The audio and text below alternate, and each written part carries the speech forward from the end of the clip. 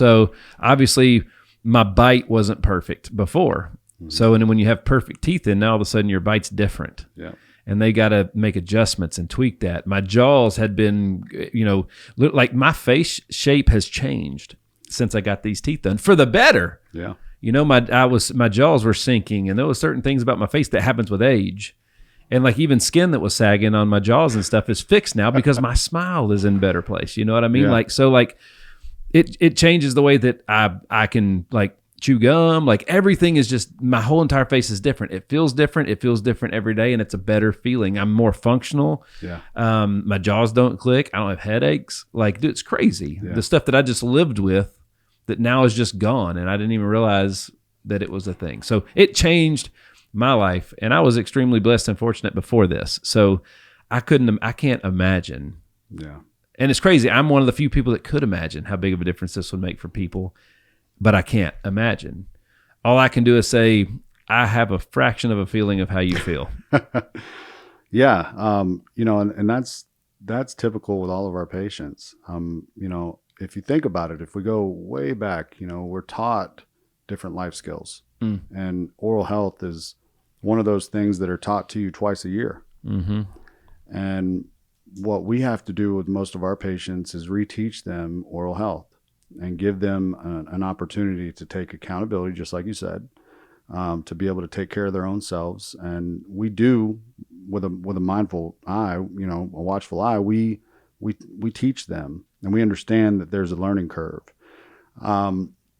Most of what you're talking about are the mental effects. Yep. You're talking mentally, and that's something that hasn't been really brought to the forefront of oral health and addiction and what field I'm in, because nobody's looked at it like that before. When you think of recovery, when you think of, I'm a drug addict, right? And I'm sick and I'm reaching out for help, the first place I'm going to go to is detox. Mm-hmm. The second place is recovery center, Mm-hmm. right? I'm going to go to long-term recovery. Yeah. And what the problem is when you go to these recovery centers, unfortunately, what we're learning is that recovery happens and then we stop. Right. There's nothing after that. We tee them up for the best life to be able to do the things that they've always dreamed about doing. Yeah. And then there's nothing for them. So what our organization has done is we've taken it a little further. We've said, okay, we want to be able to give a career to these people. Yeah. So we have a dental assistant academy. We have a dental lab that you can go and work and learn how to build teeth. We're giving these people, if they want to take the opportunity, an awesome opportunity to change their life. Mm-hmm. Not only with the smile, but what we're looking at right now with research is the mental aspect, Mm-hmm. and really how they perceive the world. Yeah. Because a lot of our patients, and I've interviewed all of our patients. We've had over 375 patients that have received this procedure. Wow. Okay. Jeez. Some of the stories that I get from the moms, they never went to school functions. If they went to a game or if they went to a practice, they stayed in the corner. Right. Or they stood behind all the other parents, and their kid had to look to see where they're at. And that doesn't happen anymore. They have more confidence to walk into a room. They have more confidence to smile in front of someone and to laugh and to have joy. Mm-hmm. And they see themselves differently. And that's what you're explaining to me. Yeah. Is that you see, I can't see those changes. The scars that I have mentally and my traumas in my past, you can't see. Mm. Everybody has traumas. Everybody has a past, but you have to do the work to get there. And we don't give this out to just anyone, right? This is not, we're going to bring you in and fix your problems aesthetically and you go home. It's not like that. We want to make sure that the person we're helping is helping others, because that's important. Is that if you feel the way that you feel, now you got to go help somebody get there and feel the way that they need to feel. Teach them how to live differently. Show them that you don't have to use drugs or alcohol, and you don't have to be in another mindset to be able to be successful. And that's something that I battled with. I thought that drugs and alcohol gave me an advantage over people, made me look smarter, made me look more sophisticated. In other parts, how much beer could I drink that night, And that was my ego, that was my pride. And that's the trauma we're dealing with. And it's very evident in the research that we've started doing that our work is impacting the mental health society. Really, the first part is that I'm not comfortable in my own skin. That's what it was for me. I don't like the way I feel. So I'm going to go feel something different. And then control. It was controlling it. And when you can't control the way you look, the way you feel, the way you act, then you have no sobriety. You have nothing to balance you and to keep you to be able to do good. And that's really what the rooms have done for me is that I've learned how to do good rather than sitting in my own junk. And ultimately the problem is always me. Okay. I'm selfish and I'm the most selfish person in this room. The cure for me is to not be selfish and to do actions that aren't selfish. And so that's really why we're here is because we're giving people the opportunity to learn how to be selfless. And dentists the same, because they're kind of jaded when they get out of school and they want to make a lot of money and they forget why they got into dentistry in the first place. That's right. So we ask them to come and help our patients and remember why they do what they do and their personal why. And they love it and they have so much fun doing it. And they're so fulfilled. And every doctor that comes and visits us wants to be back the next week. The mental aspect is such an important piece because, again, relapse happens. It's a very common thing. Okay. And folks, you know that this is something that we're extremely passionate about here because we've had Troy and Justin on, Dr. Aaron, and Dr. Stephen's been on twice, and then Justin's back today. Like, I mean, this is in my opinion, this is one of the biggest problems we face as a country. And as a parent, I got a teenage son. That's really, really important, you know, and you know, he's the type kid that if anything like that happened to him, it would be because he was duped into it or it was by accident, you know? But like, again, the mental piece. So why do people relapse? You guys, like, how, like, think about it. It seems like it's so simple and so it's right in your face, literally right in your face. But like this whole time we've been struggling with this epidemic, and you guys figured out, like, you know, what's the one thing that we can give people back that's going to give them the confidence to say no to the addiction? Yep. You know what I mean? And confidence is everything. Like, confidence is attractive. People, like, they're not hireable if they still look like the drug addict that they were. They're not hireable. They're just, and unfortunately, they're just not, because it's hard. It puts everybody in a tough spot. You're right. And one of the things that I've heard another partner of ours say, that they're the modern day leper. And they can't go in front of a judge and say, hey, my life is back to normal. I want my kids. Yeah. And then they have a mouth that looks like a train wreck. Yeah. And they're not smiling. They're not showing emotion. So it's very important that we are able to, but let's go There's back. no suit on planet Earth or no Rolex No. or anything that's going to distract away from those teeth. Correct. And when we think about recovery, we think about housing, we think about transportation, we think about food. Now we're getting into it. Yeah, baby. Come on.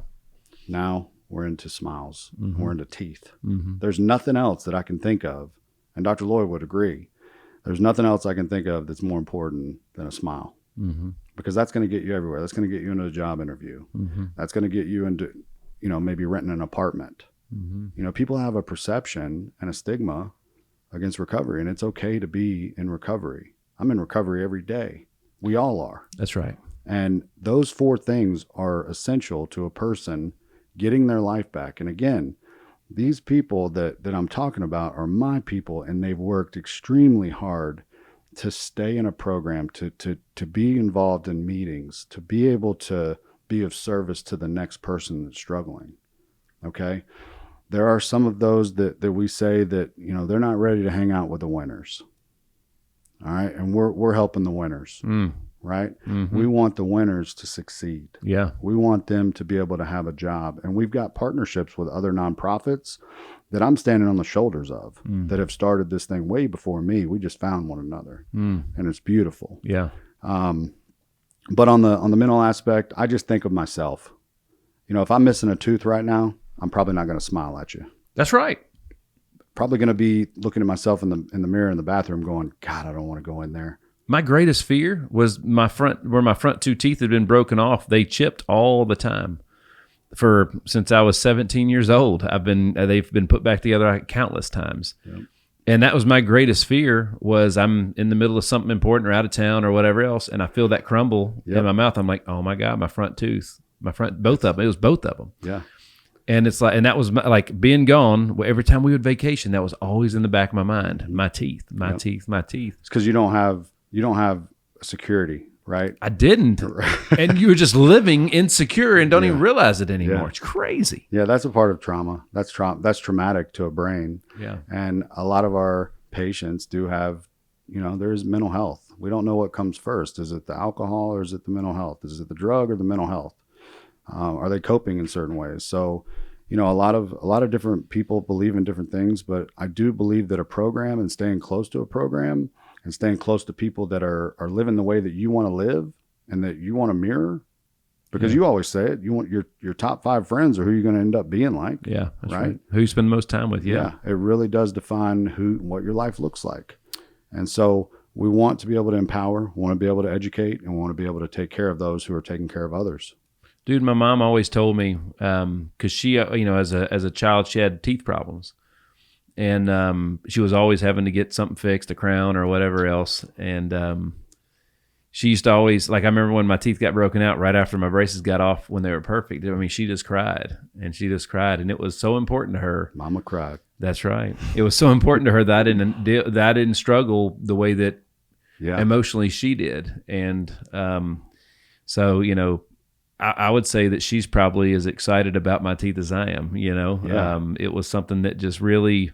It is. It's the gift that keeps on giving. It's the gift to the parents. It's the other day there was a kid in our operatory, and it was the first time he saw his mom with a smile, and he looked at his mom and he was like, Mommy, wow. Yeah. Wow. And he just kept looking at me and looking at Dr. Pryor. Wow. He could not get over it, because his mom had taken such a change in physically, but what it did for that child, mentally, he's not embarrassed of his mom anymore. He's proud of his mom's smile. He's probably going to invite her to everything that he wants her to do without thinking twice of it. Not maybe not thinking, oh, she won't come because of that. Yeah. Right. There's nothing holding them back. Yeah. It's really cool. Very cool. Again, the mental health portion is, it's like you said, we're all recovering from many things. All of us have things that we're all working through and recovering from. If we're honest. Yeah, absolutely. Yeah. And the mental health, the old school, the old school Nick's like, that mental health stuff's just get over it and move on. But it's and there's that's a good toughness to have, but why not, instead of just blowing it off, why not acknowledge it so you can actually do something about it, versus just ignoring it is not fixing it. Right. Right. Sitting in it is what I've learned. When I'm uncomfortable, I sit in it. And if I'm feeling anxious, jealous, or angry or discontent, I sit in it. And I try to figure out what part of me is bothered. And it's usually my pride and ego, because for so long I operated on pride and ego. And it's so important to move, right? Once you, like, there was a sound bite from a lady, and she said, my granddad used to say it all the time. He'd say, if you sit and shit long enough, it stops smelling. You're right. It dries up, right? Yep. So, you want to, other things that I've heard is, put the shovel down, and stop digging. Yeah. And really be present with yourself. And I'm talking about in the beginning. Yeah. Because all of this didn't just happen overnight. Right. We started with one patient. We started with an idea, then we had one patient, and now we're at, over 450 patients served, 375 arches placed. Wow. It's crazy. The transformations that we get to be a part of.